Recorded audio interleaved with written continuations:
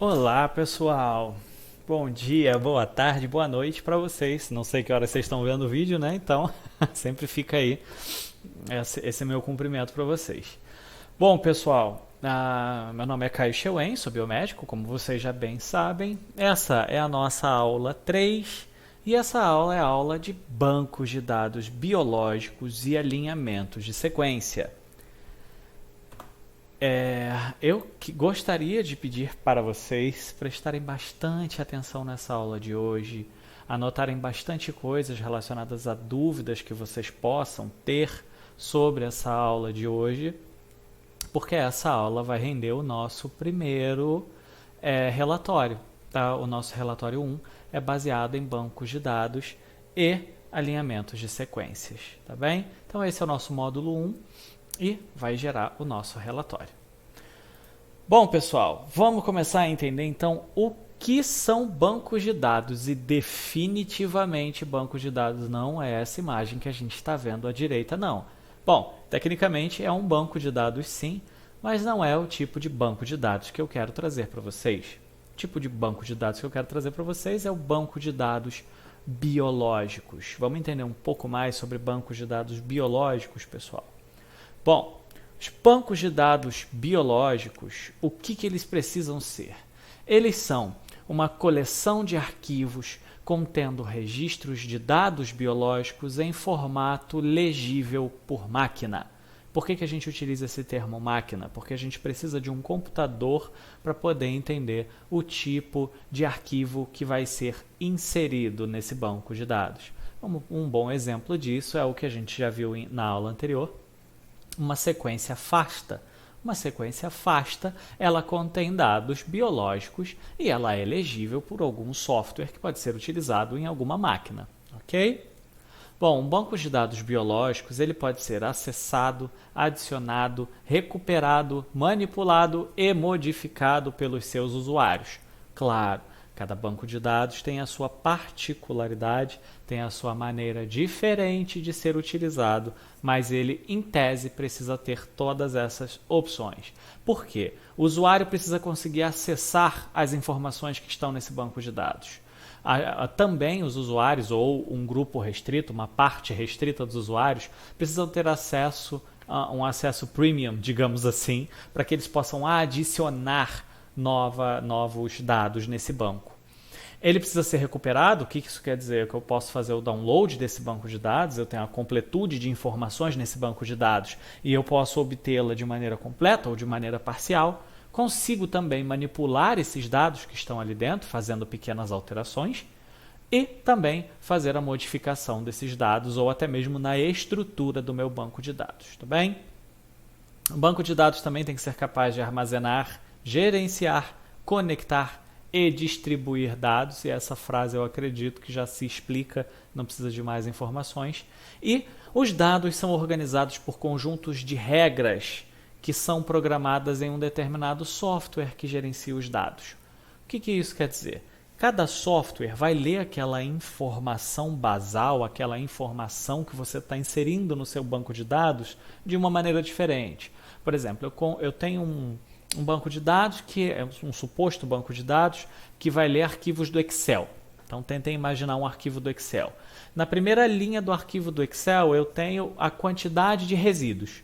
Então todo número que tiver ali, 1, 2, 25, 1250, quando o meu programa ler, ele vai ler aquilo como, bom, aqui está a quantidade de resíduos. E é essa informação que ele vai te dar, quantidade de resíduos. Na segunda linha, na segunda coluna, eu tenho então o nome do micro-organismo, o nome da proteína, ou seja lá que informação for. Então ele vai entender isso como um padrão. Então por isso que eu digo determinado software de gerenciamento de dados, porque cada software é construído de uma maneira diferente e apresenta então os dados de uma maneira diferente, lendo os seus inputs, que é o que a gente coloca nesse banco de dados, de maneiras diferentes. Tá bem?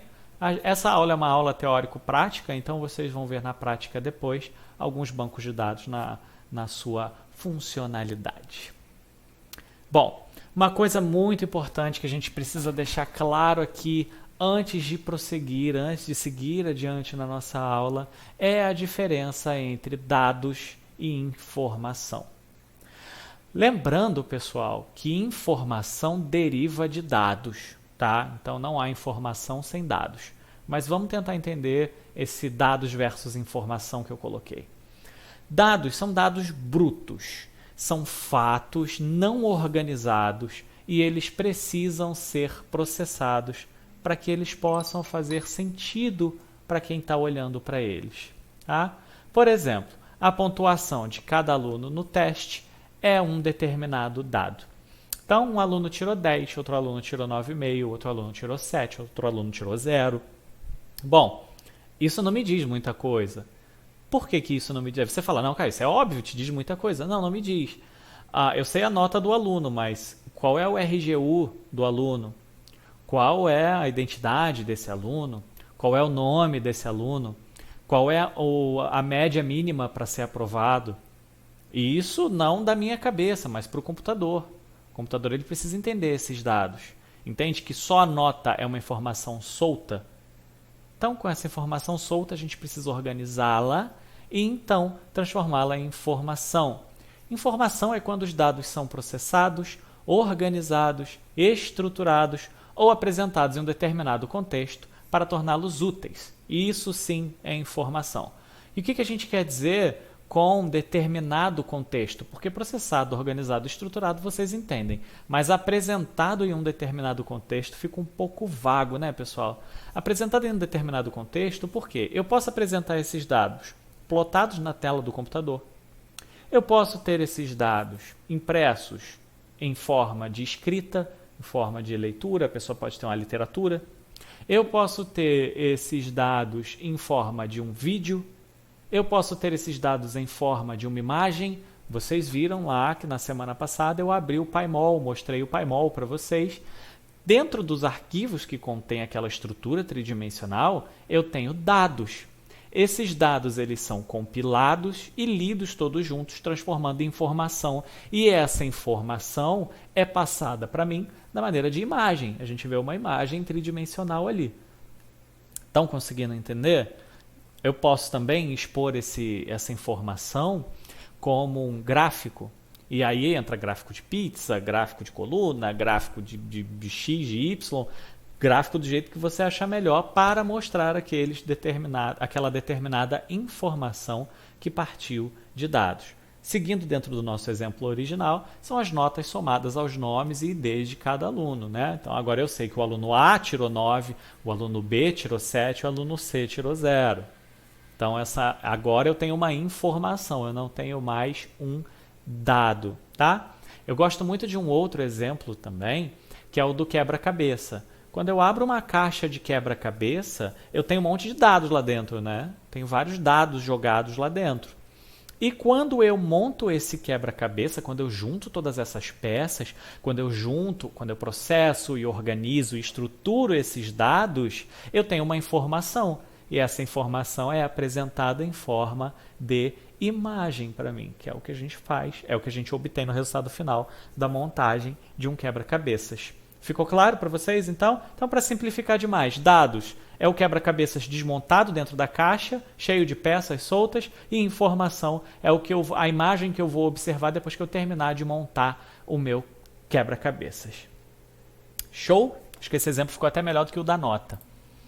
Bom, eu gosto de mostrar essa imagem, porque eu acho que imagem sempre ajuda a fixar as coisas na nossa cabeça, né? Ali em azul a gente tem uma espécie de moedor de carne chamado database, que é o nosso banco de dados, né? E ali em cima do nosso database está entrando aquele monte de dado bruto. Esse dado bruto entra no nosso database, no nosso banco de dados, é processado, é estruturado, e então a gente tem um output, a gente tem uma saída, a gente tem uma informação que a gente consegue então ler e entender. Beleza? É só para ilustrar mesmo. Agora a gente precisa falar um pouco sobre os diferentes tipos de bancos de dados. Os bancos de dados, quando a gente fala de bancos de dados biológicos, a gente fala de 3 tipos diferentes de bancos de dados biológicos. São os bancos de dados primários, os bancos de dados secundários e os bancos de dados específicos. Antes de seguir para o próximo slide, eu já quero deixar bem claro para vocês, eu já quero deixar sem dúvidas para ninguém que o banco de dados pode ser apenas primário, apenas secundário, apenas específico, ou ele pode ser mais de um. Ele pode ser primário e secundário, ele pode ser secundário e específico, ele pode ser só específico, tá bem? Então não se prendam nessas classificações como se elas são exclusivas, se elas são únicas, né? Ou é primário, ou é secundário, ou é específico. Não, pode ser mais de um, pode ser até os três ao mesmo tempo, tá bem? Isso vocês vão entender assim que eu mostrar para vocês o que é a definição de bancos de dados. Vamos lá? Então, vamos lá, pessoal. Bancos de dados primários. Os bancos de dados primários, eles contêm dados originais na forma de dados de sequência primária ou dados estruturais, conforme submetidos pela comunidade científica. Bom, bancos de dados primários contêm dados. Isso é muito importante que vocês deixem bem fixado na cabeça de vocês. Uma sequência FASTA, por exemplo, tá? Com aquela sequência toda de aminoácidos. Ali eu tenho uma sequência de aminoácidos que vai formar uma proteína. Mas quando você pega o seu arquivo FASTA, você não está vendo uma proteína. Você está vendo uma sequência de resíduos. Você está vendo uma sequência de aminoácidos. Você está vendo dados. Tá? Então, bancos de dados primários são dados.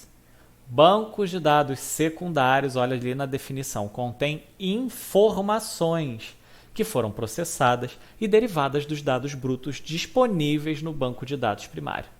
Ou seja, o que eu estou dizendo aqui? Banco de dados primários contém dados, banco de dados secundários contém informações. Ah, Caio, mas então é um banco de informações, não é um banco de dados. Não, porque não necessariamente ele vai conter somente as informações. Ele pode conter também os dados, como eu já havia dito para vocês anteriormente. Eu posso ter um banco de dados que é primário e secundário ao mesmo tempo. Tá bem? Então, o banco de dados secundário ele tem informações. Ele pegou ali essa sequência de aminoácidos, por exemplo, e transformou ela utilizou um software, utilizou algum tipo de algoritmo, utilizou alguma informação de outro banco de dados, transformou aquilo numa imagem tridimensional para você, te mostrando onde é o sítio ativo de uma enzima. Isso já caracteriza e configura um banco de dados secundário. E os bancos de dados específicos, eles são mais fáceis de entender, porque eles coletam e apresentam dados depois de compará-los e filtrá-los em diferentes bancos de dados sobre um tema ou campo específico. O que isso quer dizer? Bom, eu tenho um banco de dados, por exemplo, o Protein Data Bank. Ali eu tenho proteínas, né? Aí, lá no final do relatório, eu quero que vocês me digam se ele é um banco de dados primário, secundário ou específico. Mas aí vocês vão me dizer. Ele tem diversas proteínas. Agora, eu tenho um outro banco de dados, que é um banco de dados que ele é específico para Saccharomyces cerevisiae. Ali eu vou encontrar o genoma, eu vou encontrar proteoma, vou encontrar todos os tipos de informação, mas somente para um micro-organismo, que é a Saccharomyces cerevisiae. Esse é um banco de dados específico e secundário ao mesmo tempo. Pode também ser primário, mas ele é primeiramente específico. Tem um outro banco de dados que é só para HIV.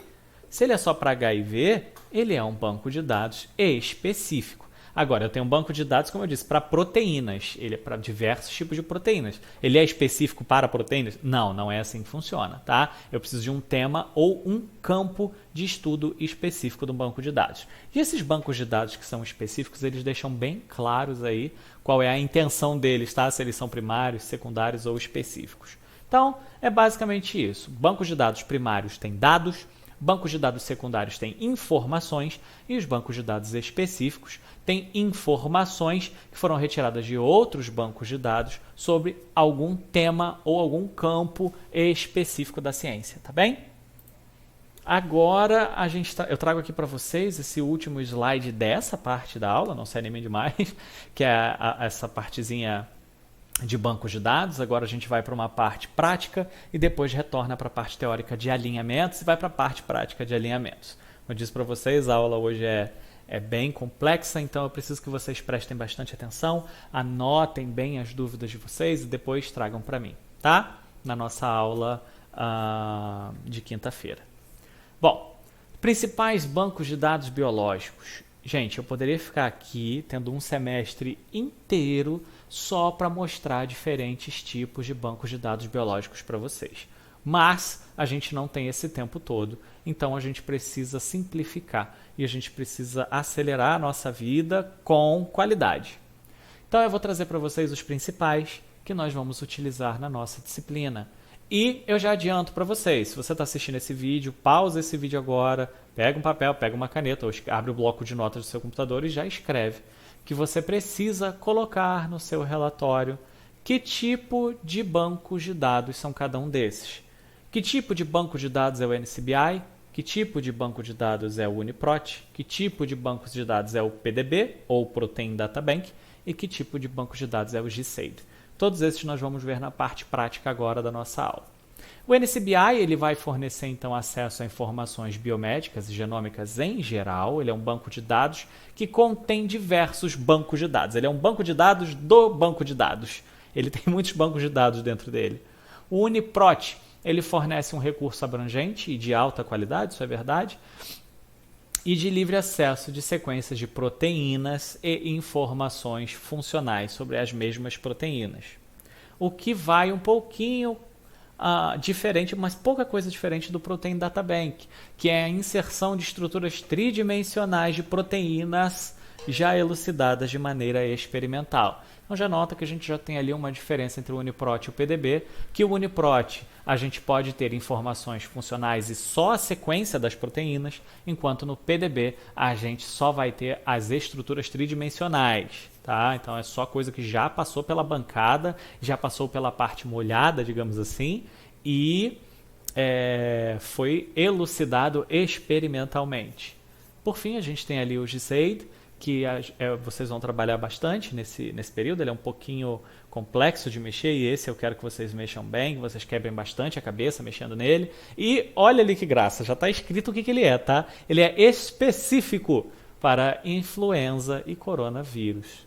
Tá? Por motivos óbvios a gente vai observar esse e não como aquele exemplo que eu falei para vocês da Saccharomyces cerevisiae, porque a gente vai trabalhar com a glicoproteína S, a spike da SARS-CoV-2, tá? Então a gente vai usar esses bancos de dados e a gente vai ver um pouquinho deles hoje. Lembrando, pessoal, que eu vou mostrar para vocês como são esses bancos de dados. Eu acredito até que o NCBI vocês já conheçam. Vou mostrar um pouquinho como funciona, como são feitas as buscas, mas cabe a vocês futucar, digamos assim, no site e explorar melhor as informações que tem ali nesses bancos de dados, tá bem? Então eu vou dar uma pausa aqui no vídeo, vocês não vão sentir, eu vou abrir a minha internet para que a gente possa então ver inicialmente o NCBI.